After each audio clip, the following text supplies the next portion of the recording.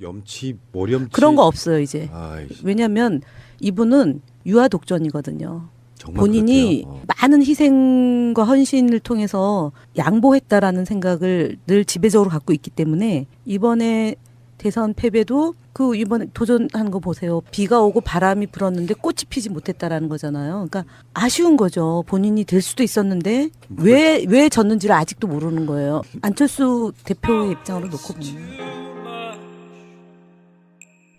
안철수는 당을 구하겠다고 지금 뛰어든 상황인데 분위기상으로 보면 당이 지금 깨지게 생겼어요. 현재까지 분위기는 그래요. 정치인들은 막 목소리 되게 막 높여봐야 결국 용두사미로 끝나는 경우도 많고 결국에는 그것들이 이제 서로 헤게모니 싸움으로 가고 그러는데 어찌됐건 안철수 전 대표의 당대표 출마 요거는 정말 명분 없는 행위였던 건 맞는데 일단 두 분은 그것부터 한번 정리하고 가보실까요? 안철수 씨는 왜 출마를 했을까요? 가볍게 네. 순간 딱 떠오르는 생각이 하나 있었는데요. 예전에 그 모 정치인이 선언만 하면은 북한에서 이렇게 뭐 미사일을 쏜다거나 뭐 네. 실험을 한다거나 선학교. 그래가지고 선 대표? 굉장히 네. 좀 난망한 상황이 연출이 됐었잖아요. 네. 그 후계자가 안철수 대표인 것 같아요. 그렇죠 뭐. 이게 아니라 뭐 아니, 그 선언을 하고 나서 선언한 날 이틀 무슨 일이 만에 있었다 이거겠죠. 김광수 의원 네. 사건 터졌잖아요. 뭐죠? 아니 근데 그 국민의당 전체적으로 보면 좋은 거지 뭐. 인지도가 올라가서 김광수 잘라내면 그게 뭐 꼬리자리 하는 거지. 그리고 대가리들끼리 싸우는 거 못 치고. 아니 본론으로 들어서 이게 김광수 의원 사건이 굉장히 안철수 대표에게는 악재 같아요. 어쩌면. 왜냐하면 국민의당의 그렇겠죠. 도덕성이 훼손되는 거잖아요. 뭐 리베이트 사건이 있었죠. 대통령 선거 때 정치 공작 사건이 있었죠. 거기에 이런 치명적인 정치인의 부도덕한 일이 발생했잖아요. 그럼 공당으로서의 심대한 문제가 발생했고, 근데 이제 당대표로서의 전국 정당화를 꾀야겠다라는 목표를 세웠는데, 그러기 전에 이 당에 대한 존망, 무슨 당이 이래, 이런 생각을 갖게 만들기 때문에 지금도 5%대인데, 이 일로 인해서 저는 더 지지율이 낮아지지 않을까, 뭐 이런 생각이 드는데, 그 와중에 이제 안철수 당대표가 여러 난제들을 이제 뚫고 가야 되는 그런 상황에 직면해 있는 거죠.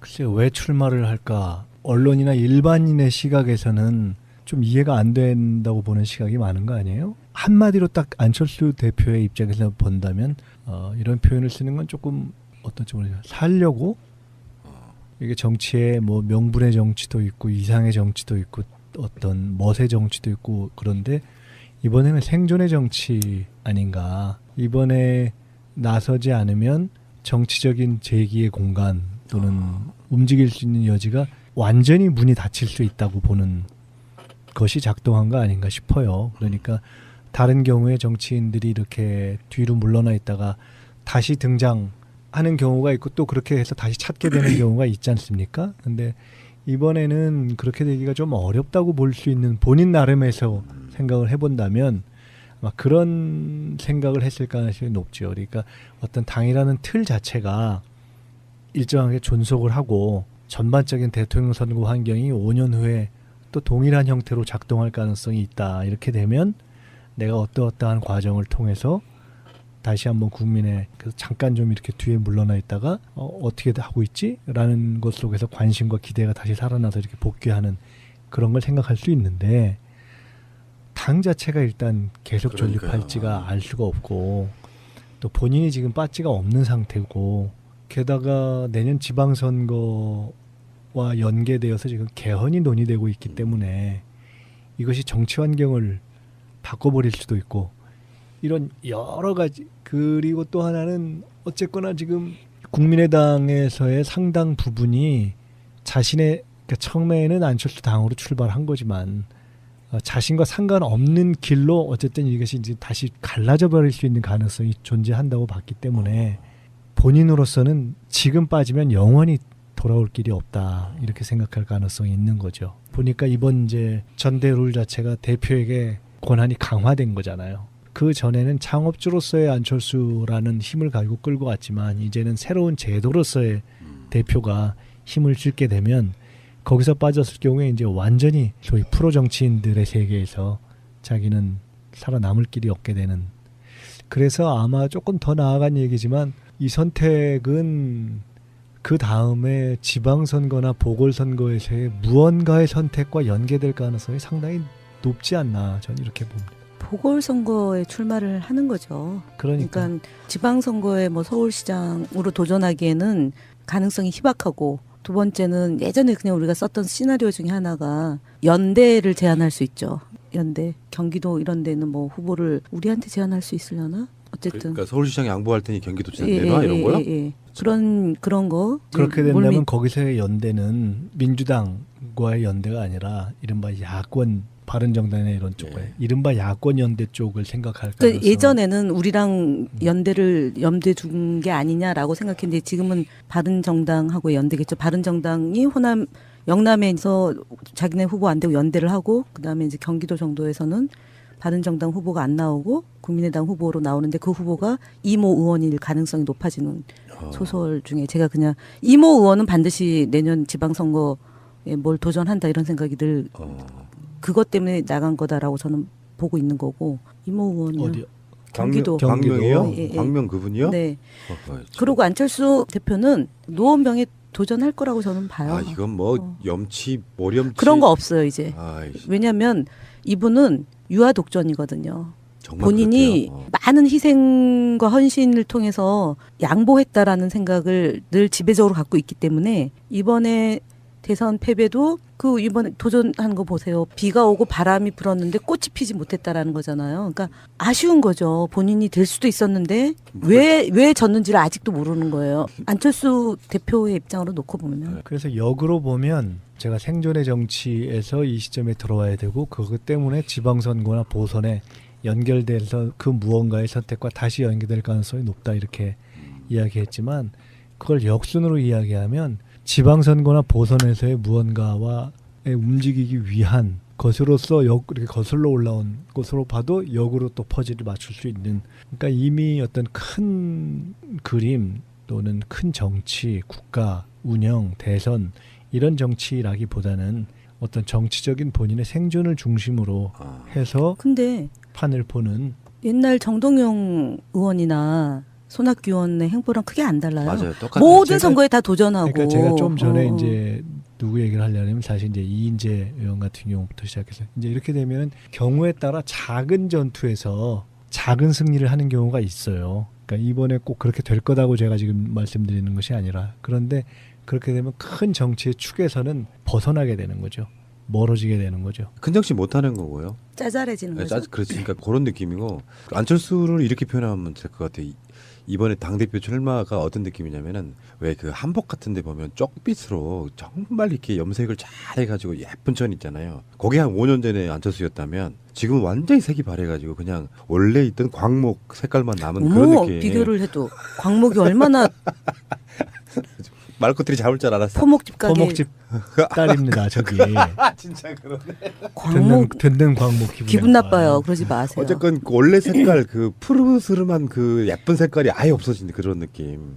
새정치라는 게 없고, 천정배나 정동영 두 후보 입장에서는 이제 고만고만하게 그 작은 당에 이제 예전에 한때는 또 여당의 대표였던 사람들 아니에요. 지금 국민의당에 가 있는 분들이 대부분 대선의 꿈을 꾸다가 당내 경선에선 도저히 돌파를 못 하겠으니까 당을 깨고 나가가지고 집을 지었는데, 이제 그 집을 지어놓고 보니까 대선 후보의 반열에 올랐던 사람들이 다 있는 거잖아요. 지금 손학규 전 대표, 그다음에 정동영 의원, 천정배 의원, 그다음에 박지원 의원. 그 박지원 의원은 대선까지는 아니었죠. 그분은 꿈이 당 대표였으니까 금이 당대표. 실현했잖아요. 이제 다음번에 또 나오겠죠. 박지원 대표는 안철수 당 대표 후임으로.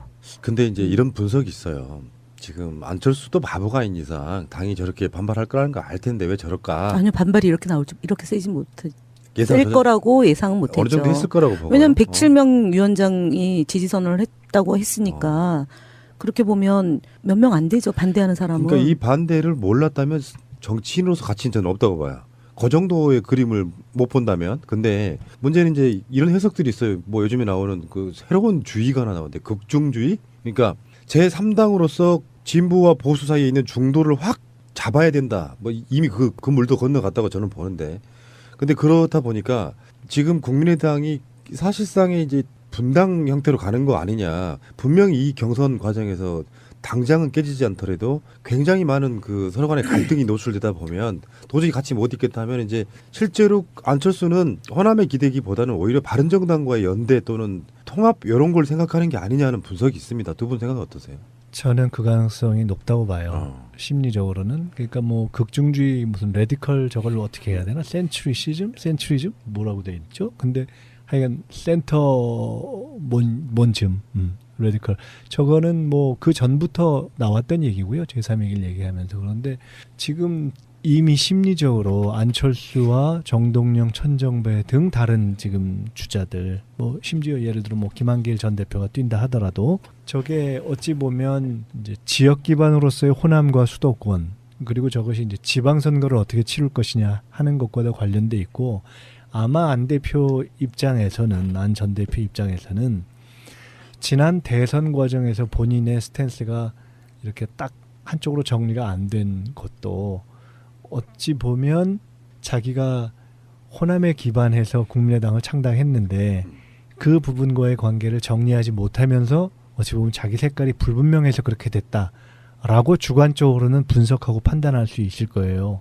그렇게 하면서 오히려 자기의 정치적 지역구라든가 이 정치적 기반이 지금 일단 서울에 있기도 하고 해서 그런 것 때문에 오히려 경우에 따라서는 호남 출신 주자들과의 갈등 내지는 반발을 염두에 두고 오히려 그 과정에서 경우에 따라서는 약간 기존의 호남이 대변하고 있던 전통적인 어떤 친민주당적 성향 내지는 어떤 햇볕 정책과의 친화성 이런 부분과 차별화를 하는 쪽으로 오히려 가는 것을 감내하고 감수하고 선택하는 쪽으로 갈 가능성이 있어서 마치 한때 여당에 있다가 새천년민주당에 몸담았다가 떠났던 이인재 의원이 그 뒤에 굉장히 극보수화의 길을 가잖아요. 어떻게 원래 본래 색깔을 본색을 드러낸 거죠. 것으로 네. 본래 색깔을 드러내는 식으로 그렇게 될 가능성이 높고, 저것은 그렇게 되면 지방선거 때 선택도 어떻게 될 것인가를 지금 보여주는 하나의 단초도 될 수 있고, 작은 일이긴 하지만 저것이 뭐 누가 이길 거냐 말 거냐를 떠나서, 승패를 떠나서 심리적인 또는 그 원래 국민의당 자체가 정체성이 불분명한 상태에서 출발한 정당이어서 그 정체성의 지지 기반에 있어서 돌이키기 어려운 이제 어떤 갈등 관계 내지는 심리적 분리 관계, 분리 상태, 절단 상태로 들어가는 신호탄 아닌가. 저는 그거는 이제 벗어나기 좀 어렵다. 그리고 그 이후에 안철수 전 대표의 행보는 전에보다 훨씬 더 우향우할 가능성이 높은 거 아닌가. 저는 그렇게 보이는데요. 저는 안철수 씨의 보는 안목 없음 이런 느낌 플러스에다가 뭐가 있냐면은 아니면 안 돼 이런 거 있잖아요. 그게 이제 안철수 당이라는 것이 자기를 중심으로 내가 사실상 만들었다 뭐 전에 그런 표현했잖아요. 뭐 네 번째 아들. 네 번째 아들 이런 식으로. 그러니까 안철수 입장에서는 잠시라도 그 자리를 비워두는 게 불안해 죽겠는데 당내에 있는 구성원들은 사실 자기 눈에 안 들어오는 것 같아요. 천정배 정동영만 해도 정치적으로 안철수보다 훨씬 나은 사람들이거든요. 뭐 당장은 밖에 나가 있는 사람들이지만 근데 안철수 입장에서 봤을 때는 그런 사람들 자체가 전혀 안중에 안 보이는 그런 느낌. 그러니까 마치 안내 보듯이 국민의당을 보고 있으니까 잠깐 내가 자리를 비우면 마치 국민의당이 국민적으로 소외된다고 착각하고 있는 그런 거 있잖아요.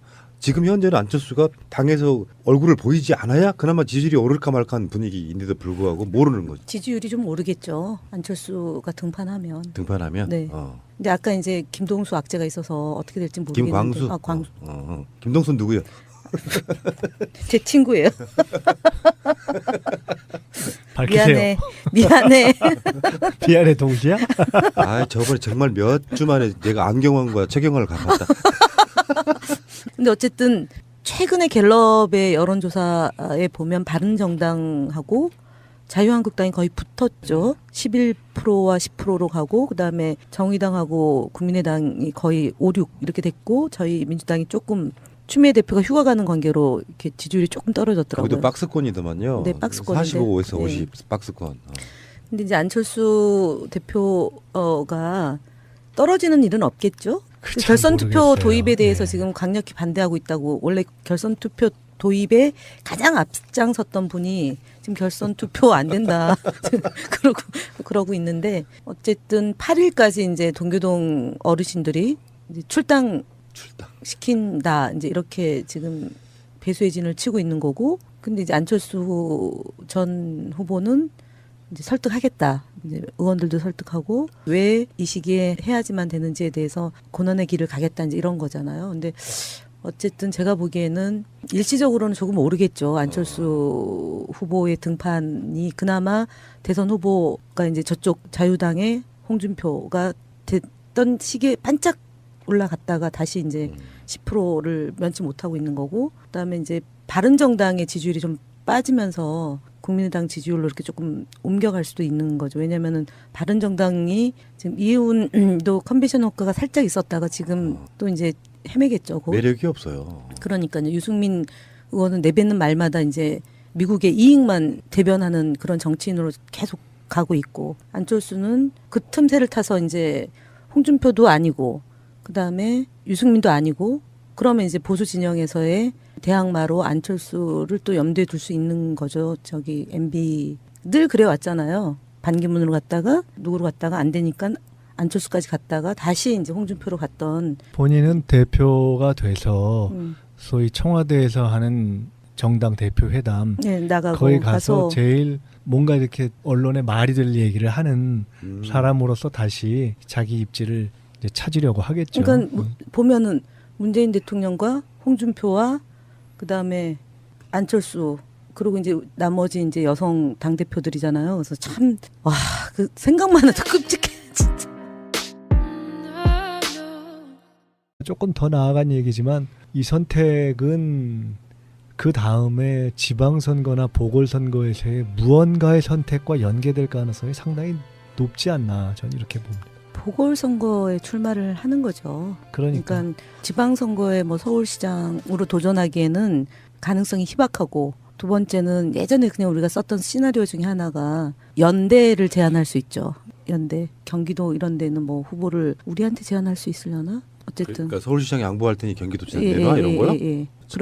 그런 거. 그렇게 된다면 거기서의 연대는 민주당과의 연대가 아니라 이른바 야권, 바른정당의 이런 쪽에 이른바 야권 연대 쪽을 생각할 가능성. 그러니까 예전에는 우리랑 연대를 염두에 둔 게 아니냐라고 생각했는데 지금은 바른정당하고의 연대겠죠. 바른정당이 호남, 영남에서 자기네 후보 안 되고 연대를 하고, 그다음에 이제 경기도 정도에서는 바른정당 후보가 안 나오고 국민의당 후보로 나오는데 그 후보가 이모 의원일 가능성이 높아지는 소설 중에 제가 그냥 이모 의원은 반드시 내년 지방선거에 뭘 도전한다 이런 생각이 늘 그것 때문에 나간 거다라고 저는 보고 있는 거고, 이모 의원은 어디요?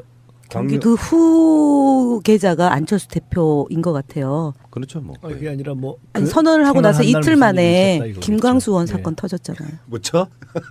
아니 근데 그 국민의당 전체적으로 보면 좋은 거지 뭐. 인지도가 올라가서 김광수 잘라내면 그게 뭐 꼬리자리 하는 거지. 그리고 대가리들끼리 싸우는 거 못 치고. 아니 본론으로 들어서 이게 김광수 의원 사건이 굉장히 안철수 대표에게는 악재 같아요. 어쩌면. 왜냐하면 국민의당의 그렇겠죠. 도덕성이 훼손되는 거잖아요. 뭐 리베이트 사건이 있었죠. 대통령 선거 때 정치 공작 사건이 있었죠. 거기에 이런 치명적인 정치인의 부도덕한 일이 발생했잖아요. 그럼 공당으로서의 심대한 문제가 발생했고, 근데 이제 당대표로서의 전국 정당화를 꾀야겠다라는 목표를 세웠는데, 그러기 전에 이 당에 대한 존망, 무슨 당이 이래, 이런 생각을 갖게 만들기 때문에 지금도 5%대인데 이 일로 인해서 저는 더 지지율이 낮아지지 않을까, 뭐 이런 생각이 드는데, 그 와중에 이제 안철수 당대표가 여러 난제들을 이제 뚫고 가야 되는 그런 상황에 직면해 있는 거죠. 글쎄요, 왜 출마를 할까? 언론이나 일반인의 시각에서는 좀 이해가 안 된다고 보는 시각이 많은 거 아니에요? 한마디로 딱 안철수 대표의 입장에서 본다면 이런 표현을 쓰는 건 조금 어떤지 모르겠어요. 살려고?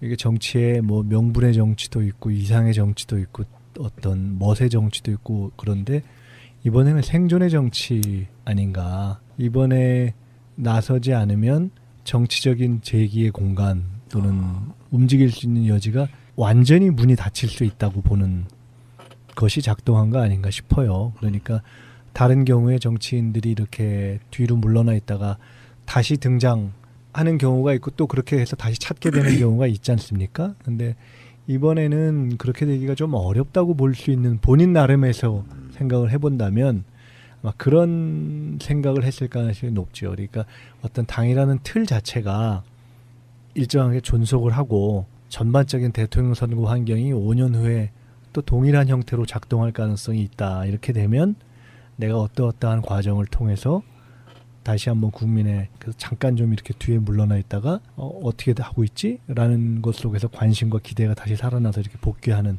그런 걸 생각할 수 있는데 당 자체가 일단 계속 존립할지가 알 수가 없고 또 본인이 지금 빠지가 없는 상태고 게다가 내년 지방선거와 연계되어서 지금 개헌이 논의되고 있기 때문에 이것이 정치 환경을 바꿔버릴 수도 있고 이런 여러 가지 그리고 또 하나는 어쨌거나 지금 국민의당에서의 상당 부분이 자신의 그러니까 처음에는 안철수 당으로 출발한 거지만 자신과 상관없는 길로 어쨌든 이것이 이제 다시 갈라져 버릴 수 있는 가능성이 존재한다고 봤기 때문에 본인으로서는 지금 빠지면 영원히 돌아올 길이 없다 이렇게 생각할 가능성이 있는 거죠. 보니까 이번 이제 전대 룰 자체가 대표에게 권한이 강화된 거잖아요. 그 전에는 창업주로서의 안철수라는 힘을 가지고 끌고 왔지만 이제는 새로운 제도로서의 대표가 힘을 줄게 되면 거기서 빠졌을 경우에 이제 완전히 소위 프로 정치인들의 세계에서 자기는 살아남을 길이 없게 되는. 그래서 아마 모렴치 그런 거 없어요 이제. 아이씨, 왜냐하면 이분은 유아 독전이거든요. 정말 본인이 그렇대요. 많은 희생과 헌신을 통해서 양보했다라는 생각을 늘 지배적으로 갖고 있기 때문에 이번에 대선 패배도 그 이번에 도전한 거 보세요. 비가 오고 바람이 불었는데 꽃이 피지 못했다라는 거잖아요. 그러니까 아쉬운 거죠. 본인이 될 수도 있었는데 왜 졌는지를 아직도 모르는 거예요. 안철수 대표의 입장으로 놓고 보면. 안철수는 당을 구하겠다고 지금 뛰어든 상황인데 분위기상으로 보면 당이 지금 깨지게 생겼어요. 현재까지 분위기는 그래요. 정치인들은 뭐 목소리 되게 막 높여봐야 결국 용두사미로 끝나는 경우도 많고 결국에는 그것들이 이제 서로 헤게모니 싸움으로 가고 그러는데 어찌됐건 안철수 전 대표의 당대표 출마 요거는 정말 명분 없는 행위였던 건 맞는데 일단 두 분은 그것부터 한번 정리하고 가보실까요? 안철수 씨는 왜 출마를 했을까요? 가볍게 네. 순간 딱 떠오르는 생각이 하나 있었는데요. 예전에 그 모 정치인이 선언만 하면은 북한에서 이렇게 뭐 미사일을 쏜다거나 뭐 네. 실험을 한다거나 선학교. 그래가지고 손 대표? 굉장히 네. 좀 난망한 상황이 연출이 됐었잖아요. 네.